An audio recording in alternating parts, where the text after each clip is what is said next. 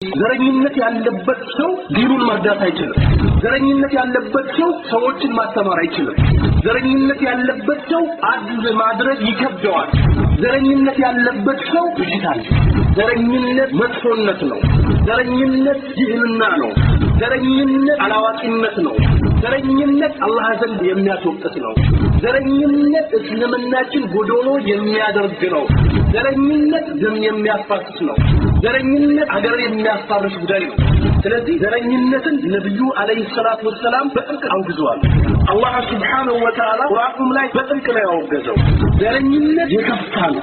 አላህ Subhanahu Wa Ta'ala እናንተ አንዳችሁ እንዳያነውር አንዳችሁ ካንዳችሁ አላህ ዘንድ በልጣችሁ ልትገኙ ትችላላችሁ። የሚነወረው ሰውዬ አላህ ዘንድ የምትነወረው ሴት አላህ ዘንድ በላይ ሆና ልትገኝ ትችላለች። እንዳታችሁ ይላል አላህ Subhanahu Wa Ta'ala። ነብዩ አለይሂ ሰላቱ ወሰለም ለአንድ ሰው በሽር በኩል በቂው ሙስሊም የሆነ ወንድሙን የበታች አድርጎ ማየቱ ለሱ በቂው ነው አሉ። ካንተ ዘርና ካንተ ጎሳ ደብድቦ ገንዘብ ዘርፎ ድንበር አልፎ ሲመጣ ከታች መጥቶ እንዲህ ያደረገኝ ሲል በጥፊ መታኝ ገንዘቤን ቀማኝ ሲል በጥፊ የመታክ ተራመላለው ብሎ ሊሆን ይችላል። ገንዘብህንም የወሰደው ከራሱ ገንዘብ ተቀላቅሎበት ምናልባት ተመሳስሎበት ሊሆን ይችላል። ይህ አድል አይደለም። በጥፊ ከመታ ለምን ትመታለህ? አደባርቅ አላህን ፍራ።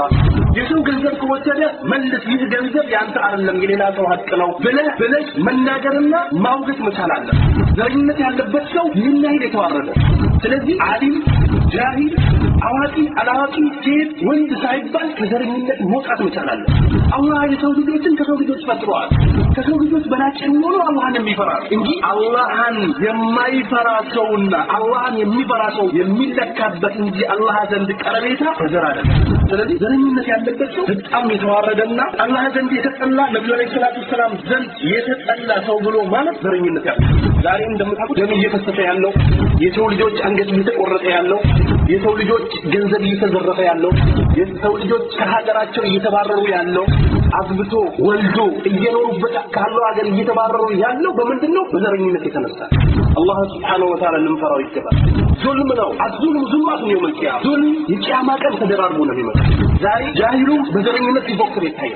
ዓሊሙ የሱ ቦታ ሲነካ ዲኑ ሲሸረሽር ወይም ደግሞ ከዲን ጋር አያይዞና አመሳክሮ ሲሄድ ይታያል። አላህ ያዘነለት ይቀር።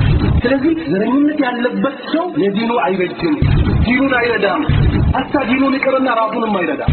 ዘረኝነት ብሎ ማለት አድሎ እንዳይደረግ አንድ ሰው ዲን ላይ እንኳን ሲረብሽ ዲን ላይ አጥፍቷል፣ መንሀጅ ሰለፍን ኻልፈሃል፣ ቁርአን ዲን ኸትም ያደረክ ነው፣ እዚህ ጋር ተተካለብህ ሲባል የራሱ ጎሳ ከሆነ ለምን ይነካል? ለምን እንዲህ ይባላል? እሱ እኮ የኛ ሰው ነው መባል ተጀመረ።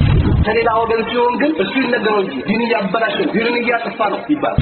የመስጊድ ኢማም ሙአዚን እንዲሁም ደግሞ ስራን መጠር በአሁኑ ሰዓት የሆነ በጎሳና በዘር ጎሳና ዘር የሌለው ሰው ሜዳ ላይ ሊወድቅ ነው። ሱብሃንአላህ። ይህ ሁሉ አደጋ ላይ የሚጥል ጉዳይ ነው። መጠንቀቅና መራቅ መቻል አለበት።